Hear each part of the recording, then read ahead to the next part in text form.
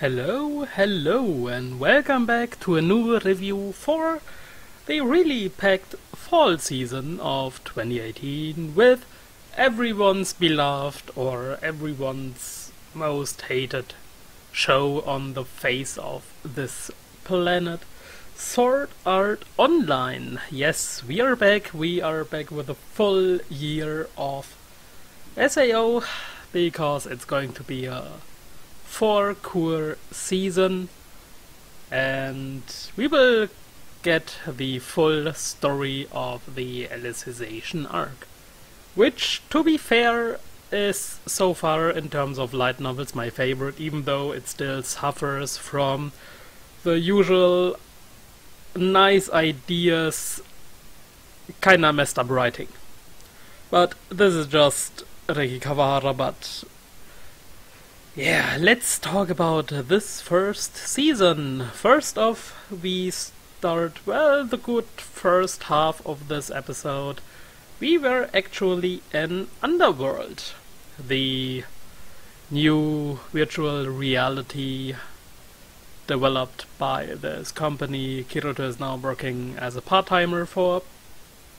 And the interesting thing is that the main new sidekick, we had before in SAO, we had basically the girl of the story arc, like we had Shinon with Gun Gale Online, we had Leafa with Alo, and now we have Yu-Gi-Oh! A guy, which is like the funniest thing ever. But here's the deal. And I know I'm going to talk a bit about the light novel, but Yu-Gi-Oh! Is basically a better written character than Kirito himself. Just saying. But yeah, back to the first episode of the anime. We are in Underworld. We follow Yu-Gi-Oh! And Kirito fulfilling their calling, which is to cut down this huge giant cedar tree, and they have to do a certain number of strikes each day. And this is the really funny thing about it. They are not getting anywhere close to finishing it, so it's basically the calling. There are 6 generations before them who started doing it, and the estimation is that they will need a lot more, so round about 900 years, or so it was stated in this episode. And obviously it couldn't be SAO without having a girl popping up, which is Alice. The one who has both Yu-Gi-Oh! And Kirito in her hands, was basically the boss of them. Not the literal boss, but the one who keeps them in check. And they decided to go to a cave to get some ice, because there's this legend of the hero.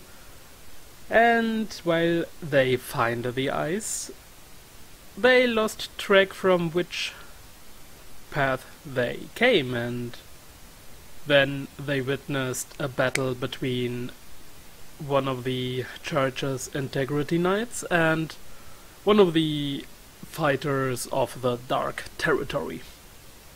Because there's this huge mountain range separating the human country from the, Dark Territory. And thanks to the taboo system, which is stuff like you can't harm other people, you can't go in, or you can't set foot into the Dark Territory, you name it, the taboos that is basically forcing the people in Underworld to abide by these rules. And this is actually the funny thing. because Alice broke the taboo of setting foot into the dark territory. Well, it wasn't really her foot because she tripped and her fingers landed there, which was like 2-3 centimeters, so nothing really, but because there's this taboo, and then we saw the floating head basically reporting, and then sometime after she was, well, took away from the same integrity knight they saw in the air. And then basically Kirito wakes up in the hospital-like room where he was testing the new device, the Soul Translator. And he was crying. And he couldn't remember what happened there, because he can't remember what's happening while he is in Underworld. And he's worrying his wife Asuna, because, sorry, I'm just going to call her Knife, because anything else would be out of place. And also Shinon. And then we switch to Gun Gale Online, which was really entertaining until Kirito and Asuna showed up with their lightsabers. Seriously, why the fuck are you playing a freaking shooter if you're just going to run around with your sword? So that was kinda lame. I mean, yeah, it is Sword Art Online, and yeah, it is about swords. It's in the freaking title. But please, you're a freaking gamer. And you're telling me that every single game you pick, you have to use a sword? What type of gamer are you? This doesn't make sense. But going past that, we have basically Shinon asking Kirito for help for the upcoming Bullet of Bullets event. And she asked Asuna for permission.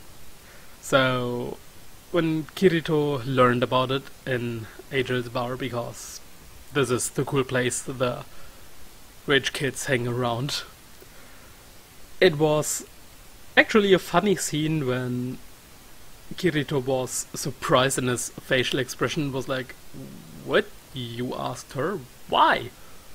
And the reason was basically like, "Yeah, you know, she's your wife. And of course I have to ask her. It's totally not because you might go overboard once again with some shit going on." And yeah, this reaction phase, it was pretty funny. I really enjoyed it. And this is one of the things of SAO. There are things that are actually entertaining, funny, and then there are things like suffering from the writing itself. But there will be a whole lot to complain later on. But there will also be a lot to enjoy in this series. So, yeah, as much as I love to complain about SAO, which I don't really do on YouTube or on a blog, but usually just in a conversation when it is going on about SAO. But there are also quite a lot of things that I like, especially about Alicization.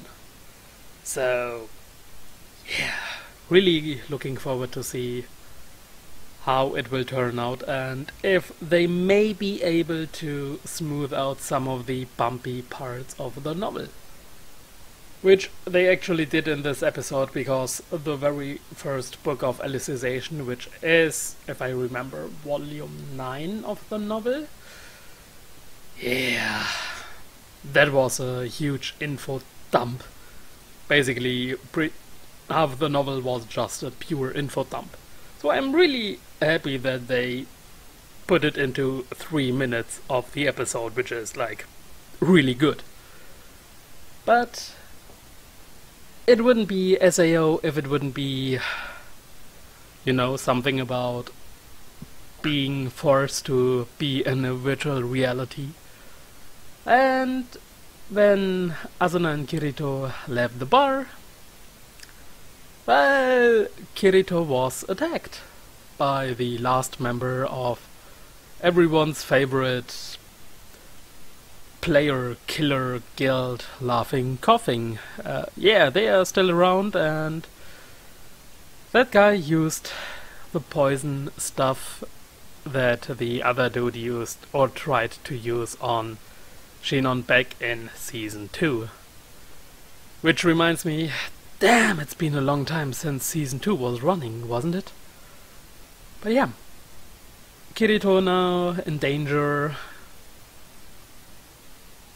and we all know where he will end, because otherwise it wouldn't make sense to have half the episode being focused on the underworld. Also, the entire thing with the chip being in his body to kinda check on his health. The reason basically, yeah, it would be too troublesome to just put the electrodes. So, you're saying that you're fine having a chip put into your body to monitor your pulse and whatnot and send it via the internet instead of, I don't know, just spending like a minute to put the electrodes on your body? Really? Damn. But yeah, all in all, it was an enjoyable episode, and I'm really looking forward to see Alice again. So, yeah. Thanks for watching, and I hope I will see you guys next time as well. Bye bye.